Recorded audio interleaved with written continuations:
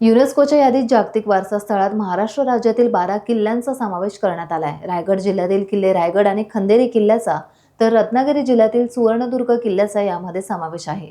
देशाचे मानबिंदू हिंदवी स्वराज्याची राजधानी असलेला ऐतिहासिक किल्ले रायगड जागतिक स्तरावर यावा यासाठी मी सातत्याने प्रयत्न केले। 17व्या आणि 18व्या लोकसभेत सतत मागणी करत देशाचे प्रधानमंत्री नरेंद्र मोदी आणि देशाचे गृहमंत्री अमित शहा यांच्याकडे केलेल्या पत्रव्यवहार आणि पाठपुराव्याला अखेर यश आले। रायगडातील जागतिक वारसा स्थळ म्हणून किल्ले रायगड आणि खांदेरी किल्ल्याचा समावेश ही गौरवशाली आणि अभिमानास्पद बाब असून याचा मनस्वी आनंद आणि समाधान आहे, असे खासदार सुनील तटकरे म्हणाले। आज सुतारवाडी येथे आयोजित पत्रकार परिषदेत ते बोलत होते। अवघ्या देशाचा मानबिंदू असलेले छत्रपती शिवाजी महाराज हिंदवी स्वराज्य संस्थापक आणि हिंदवी स्वराज्याची राजधानी असलेला रायगड किल्ला हा जागतिक वारसा स्थळामध्ये यावा म्हणून 17व्या लोकसभेत 18व्या लोकसभेमध्ये आणि सातत्याने देशाचे पंतप्रधान नरेंद्र मोदी साहेब, देशाचे गृहमंत्री अमित भाई शहा यांच्याकडे मी सतत पत्रव्यवहार सुद्धा करत येतो आणि ह्या गेल्या 6-7 वर्षाच्या प्रयत्नाला यश येऊन कालच आपला रायगडचा किल्ला हा जागतिक वारसा स्थळाच्या यादीमध्ये घोषित झाला। त्याचबरोबर आपल्या जिल्ह्यातील खंदेरी हा किल्ला असेल, माझ्याच लोकसभा मतदारसंघातील दापोलीच्या जवळचा असलेला सुवर्णदुर्ग किल्ला असेल, याही 2 किल्ल्यांचा समावेश हा जागतिक वारसा स्थळांच्या यादीमध्ये झाला।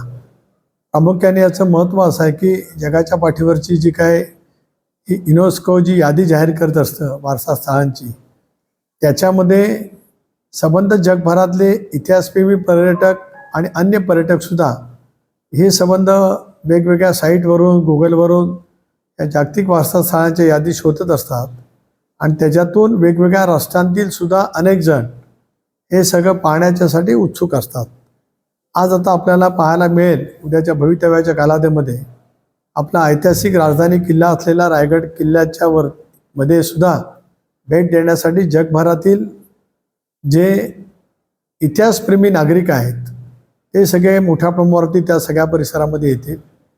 स्वाभाविकपणाने तिथल्या सुविधा वाढवणं, खंदेरीच्या परिसरातल्या सुविधा वाढवणं, सुवर्णदुर्गच्या परिसरामधल्या सुविधा वाढवणं या कामाला सुद्धा आमच्याकडनं गती पुढच्या कालावधीमध्ये देण्यात येईल। या विभागातील लोकसभा सदस्य म्हणून एक शिवप्रेमी नागरिक म्हणून मी देशाचे पंतप्रधान नरेंद्र मोदी साहेब, अमित भाई शहा, राज्याचे मुख्यमंत्री देवेंद्रजी फडणवीस, उपमुख्यमंत्री अजितदादा, एकनाथराव शिंदे यांची मी मनापासून आभारी मानतो। आपला संकल्प राजकीयदृष्ट्या करण्यापेक्षा आपल्या सगळ्या परिसराला अधिक सर्व क्षेत्रामध्ये पुढे नेणं, तरुणांचे बेरोजगारांचे प्रश्न आहेत, पायाभूत सुविधा निर्माण करणं, त्याच्यातला अनेक वर्ष रखडलेला मुंबई गोवा रस्ता आहे त्याचं शल्य दुःख आहेच, पण ग्रीनफील्ड एक्सप्रेसवे, सागरी महामार्ग, प्रदूषण विरहित रोजगाराची निर्मिती करणं आणि पर्यटनावरती आधारित असलेल्या रोजगाराला चालना देणं, त्याच्यामध्ये भारत सरकारच्या माध्यमातून जेवढं काही करण्यासारखं शक्य असेल ते करत असतानाच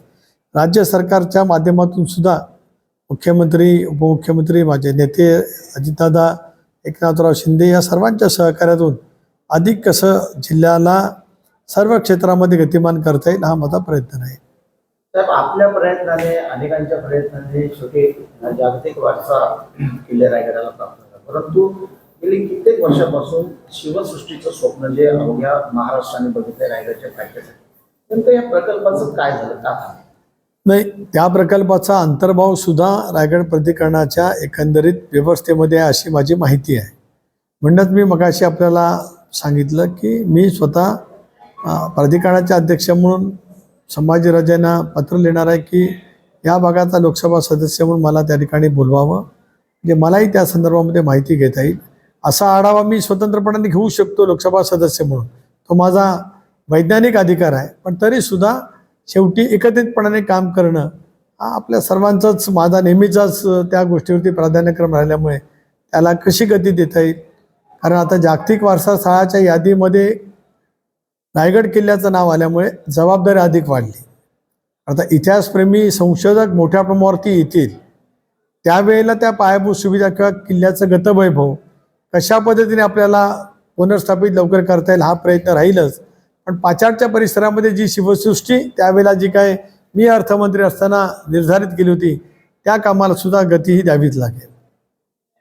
टाइम्स डिजिटलला लाईक करा, सबस्क्राईब करा, शेअर करा आणि बेल आयकॉन दाबायला विसरू नका. पाहत रहा टाइम्स डिजिटल.